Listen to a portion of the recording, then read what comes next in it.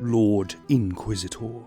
The Deathwatch captain's voice echoed off the walls of the cabin. We have received an outgoing communication from the Elysian 1414 outranging squad. Lord Markel Gorsh raised his eyes to the Deathwatch captain. "And why are you telling me, Captain?" The captain removed his helmet, his once beautiful face now a ruin of jagged scars. "This report is concerning, Lord. It contains 2 pieces of information that are troubling." "What are they?" "The Elysians dropped on an unknown planet that was reported as having heavy high-orbit traffic. Their craft was subjected to an unknown form of machine spirit attack." The captain fed the data through the room's Vox screens as he spoke. "When they crash-landed, they were engaged by a foe that we have never seen, Lord." The old man locked eyes with the captain, his brow furrowed and set. "They are machines of some sort. A heretical, seemingly sentient and diverse race of machines."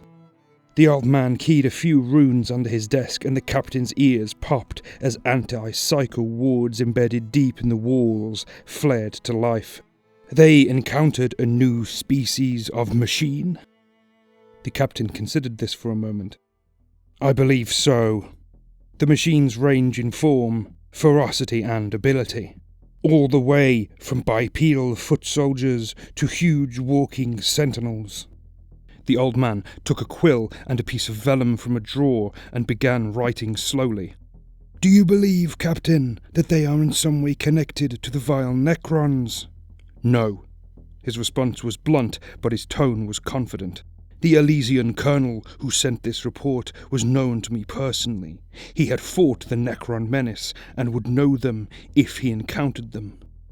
"Then what are they, Captain?" "I do not know, Lord. That is, however, not all that was in the report." The old man underlined his ineligible notes and waited to write. The silence hung in the air. "What is it, Captain?" "Sir, the Elysians were met on world by an unknown but friendly human force." The old man dropped the quill and stood from his desk, his elbows shaking as he pushed himself up. "Humans? There are no unknown human factions." "Of course, Lord. All that live do so in the light of the God Emperor of Man. But the Elysian colonel was not mad." "If he was not mad, and he is not a traitor, then who exactly are these other humans?" The captain exhaled slowly and considered his response. "They claim to be from Holy Terra, but they do not call it that, Lord. They call it Super Earth." The tension in the room was oppressive, a living thing choking the air from the space. "Super Earth?" "Yes, Lord. The colonel claims that they fought valiantly despite their losses. They employed weapons of a lower grade than ours, but they were tenacious, fierce, and utterly undeterred. And it was these noble humans that murdered the Elysians." The captain chuckled. No, Lord, they fought with them. I have obtained vidfeed from the world that confirms this report." The old man tapped his fingers on the desk slowly, a formless rapping that spoke of latent anxiety. "These unknown humans, using unknown weapons, fought beside loyal servants of the God Emperor. This is quite the story, Captain." "It is no story. The Colonel and I fought together against a cultist uprising on a funereal world, the world of Praetor 4. He is no liar, no traitor. The machines killed millions of these humans over the course of weeks." "And this world, who controls it now, Captain?" "The other human faction, Lord." "Where is it? Where is this magical, blood-soaked world?" The captain slid his fingers over a data slate that projected a far-flung world past the bounds of the Imperium. "It is here. We have never been there. The Elysians broke from the warp in crisis and found themselves in system. Our explorator fleets have never ventured so far. The Elysians called it far reach, but the other humans... What? What about them? The old man was growing rabid now, disgusted by such pointless fabrication and by his captain's apparent eagerness to fall for it. The other humans call it Malevolent Creek. Malevolent Creek. Yes, Lord. Did any of the Elysians survive? The captain lowered his gaze slightly, his energy growing dark. No, Lord, they did not. Their bodies were extracted off-world by the humans with great care and at great personal cost. The old man's nails dug into the desk, scraping a layer from the priceless artifact. They took the bodies of Imperial subjects. No, Lord. They are in cryo-storage aboard a warp-capable vessel called the Spear of Democracy. The old man stared down at his pockmarked hands, the old veins, and the older skin. Captain, you have not told me what they call these machines, these relics from the dark age of technology. They call them automatons, sir. They have plagued the human faction for an indeterminate amount of time, as have 2 other rogue Xenos factions. The old man sat back down, his blood was rising and he felt the initial twist of dizziness. And what do these humans call themselves, Captain? The old man removed his cap and ran a hand over his bald head and glanced at the captain.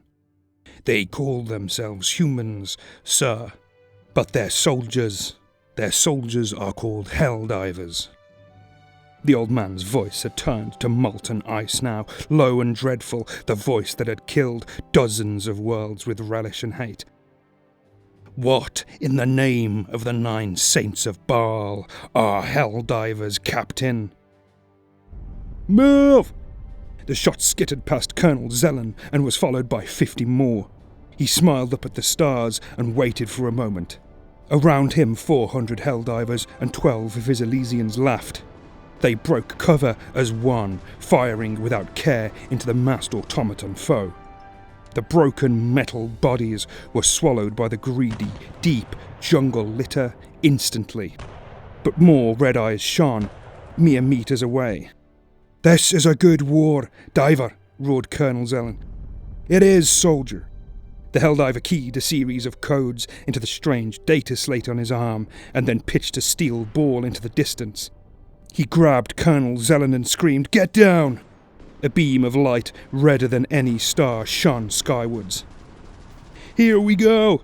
the Helldiver roared as the others began to laugh now that they were in cover. The red light faded and a single sleek black arrowhead pierced the ground. A second later, a 10-foot deep and 30-foot wide crater appeared, and more than 100 automatons were turned to scrap in an instant. "Frack me, diver, was that a half-ton bomb?" The Helldiver took a breath to speak, but a huge beam of light left only his feet standing in the vines. From the left, a voice howled, "More clankers incoming, we need launchers!" Colonel Zelen checked his autogun. He had at least half a magazine left. These humans were not part of the Imperium, he knew that, but they fought like any guardsmen he had ever met. He peered around the tree and saw, at a glance, 4 dozen lumbering machines. They were armed with all sorts of weapons. Several even had huge buzzsaws. He keyed his vox bead and spoke. Over his head 100 rockets flew in screaming, burning lines. The hulks fired back, and the jungle turned into a world of fire. The Elysians moved back as the enemy line exploded with deafening grace. 3 of the drop troopers fell without ceremony as their colonel roared into his private voxcast of what was happening. The Helldivers around him screamed, "Super Earth, for democracy!" as they threw themselves forward. Around the colonel, dozens, perhaps hundreds of single-occupant drop pods slammed into the trees, the rocks and the roots, and more Helldivers emerged, guns raised. But none of them had anything like his bolt pistol. Not that he had any ammunition left. None of them were the Astartes like he had fought with. They had no armour columns like the Talon, but they had heart, and they had courage.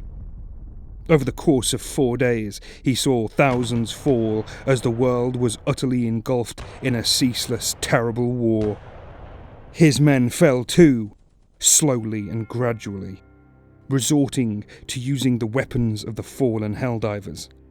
In the end, he did not feel the explosion or the heat. He only knew that he was in the embrace of the God Emperor, as his fellows were now at their own peace, whatever that was. And when the last red eyes went dark, the survivors were few. In the hours that followed, unmarked and unregistered hellpods flew down to the creek. From the smoke came the dreaded, redacted division. Their armour was midnight, shielding their heat signals from the automaton sensors. They moved in silence. Their visors were mirrors and utterly inscrutable. They recovered every Elysian drop trooper body with clinical precision, their only witnesses, the burned out and broken trees. No banners flew, no hymns were sung, only black-armoured figures moving through the smoke, loading the fallen, familiar yet different humans into unmarked landers. In the weeks, months and years to come, the survivors of the creek would speak of their war with quiet voices, their tones heavy and solemn. Their cloaks became legend amongst their fellow divers, rarely seen, for so few were the veterans of the creek. But none mentioned the strange humans who had appeared and fought alongside them as brothers and had fallen next to them as kin. The Imperial Guard now lay in cryo-storage aboard the Spear. The probe was only one of 3 of its kind. It glided through the reaches of the outer stars in absolute silence. Its sails were almost completely invisible. They withdrew as the craft entered the system. Its target was one of the thousands of vast ships in orbit above a world called Yed Prayer. The probe's makers had never heard of the world. The onboard servo-skull schemed and planned in its own small way as it neared the ship. It could feel the Imperial bodies within, but it was not there to retrieve them. It scanned the outgoing human feeds and found proof of the manufacturing of Imperial weaponry. It stored this information and began its watch over the inhabitants of Super-Earth. And Captain Asmodean Artelin sat aboard his ship, watching the readout.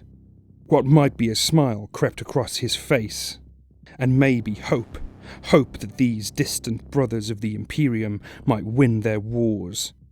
Perhaps with his help. Or they would teach him new ways for men to die, and grant him information about worlds with a fight worth fighting. Only time would tell.